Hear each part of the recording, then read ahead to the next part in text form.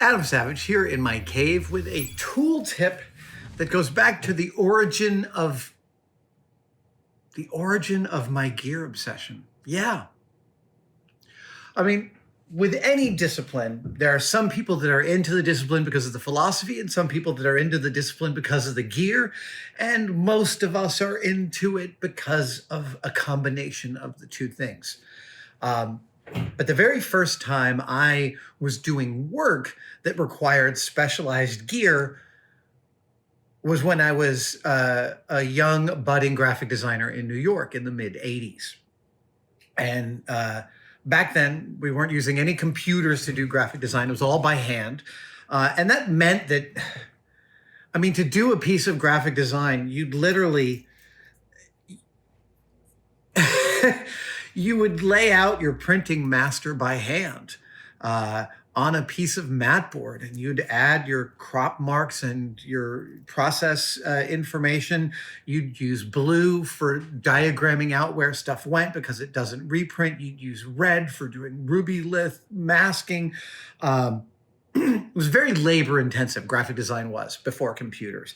And you needed some specialized gear. You could do it without it, but it made it easier if you had some specialized gear. And the very first piece of gear I bought were Shadler rulers, which were expensive. They were like 30 some odd dollars for a pair of these rulers. This isn't the tool tip today.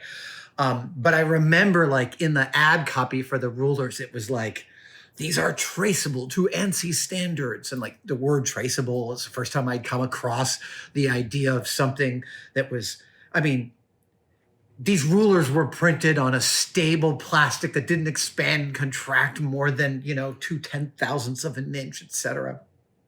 But no, the specialized piece of gear that I want to cover today is the first piece of graphic design equipment I fell in love with, and it is this. It is the clear triangle.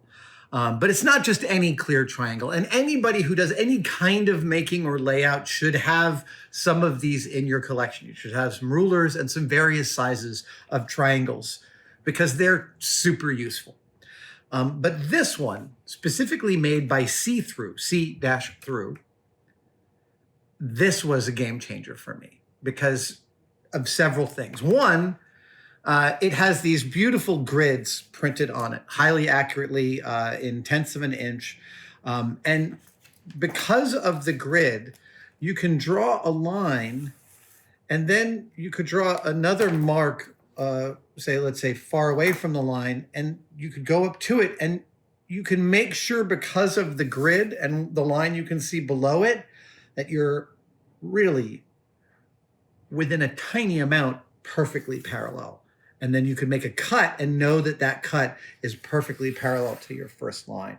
So that right there is huge. And remember, don't ever try and cut through everything on the first try. Yep.